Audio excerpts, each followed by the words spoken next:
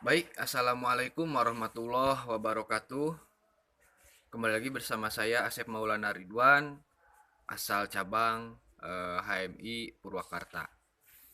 Di pertemuan kita atau di part kita yang kali ini kita akan membahas layang pandang mengenai review saya tentang eh, materi dari Wawasan Nusantara. Oke, untuk Nusantara sendiri bahasa yang sebelumnya digunakan untuk sebelum penamaan Indonesia itu terjadi. Nah, untuk Nusantara itu apa sih artinya? Nusantara itu berasal dari dua suku kata. Yang pertama Nusa dan satu lagi Antara. Nusa itu artinya apa sih? Ada yang bilang adalah tanah, ada yang bilang pulau, ada pula yang bilang bahwa Nusa itu adalah suatu tempat tinggal. Antara itu apa? Eh, ya ada yang mengartikan pulau-pulau yang memisahkan. Antara itu antara di antara dua.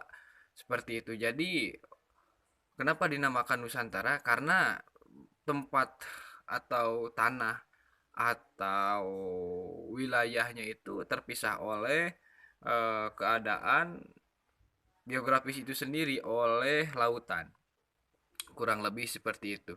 Lalu eh, setelah Nusantara itu sendiri ada kata Indonesia.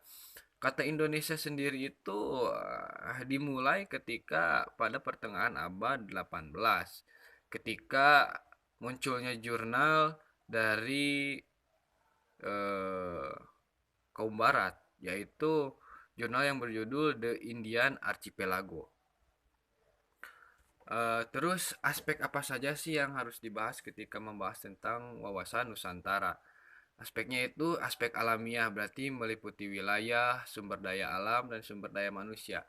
Untuk sumber daya manusia sendiri, jumlah penduduk Indonesia itu kurang lebih 278.690 jiwa. Nah, sedangkan untuk keadaan geografi sendiri, luas wilayah Indonesia itu diperkirakan 5.193.25.250 yang daratannya adalah 1.919.440.000 Lalu lautan yang terbentang untuk Indonesia sendiri yaitu lebih luas daripada daratannya, dua kali lipat lebih luas, yaitu berkisaran di antara 3.272.820 km. Nah, setelah itu ada beberapa teori yang mengatakan bahwa nenek moyang Indonesia itu berasal dari teori Yunan, Proton Melayu, Dutron Melayu. Nah, setelah ke sana keberagaman ras yang ada di Indonesia itu apa aja sih? Yang ada di Indonesia itu rasnya adalah ras Kaukasoid, ras Asiatik Mongoloid, ras Melanosoid, ras Malayan. Nah, itu kurang lebih. Terus aspek yang terkandung di Indonesia itu yang melekat sampai sekarang apa aja sih? Pertama, aspek ideologi, keberagaman ideologi, politik, kepentingan politik pun diwarnai dengan beberapa wajah dari kepentingan politik. Ada Islam, ada nasionalis, dan lain-lain.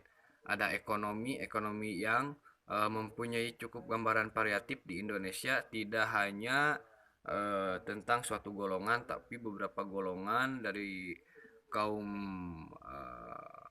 proletar sampai borjuis banyak eh, tersebar di Indonesia. Sosial budaya sudah tentu karena Indonesia itu eh, banyak sekali atau kompleks sekali warganya di Indonesia. Terus aspek yang tidak kita boleh lupakan adalah aspek eh, pertahanan dan keamanan.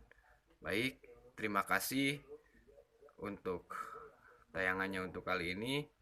Mohon maaf bila masih banyak ketidakjelasan atau ketidakpuasan dalam mendengarkan review yang saya sajikan. Wabillahi taufiq wal hidayah. Assalamualaikum warahmatullahi wabarakatuh.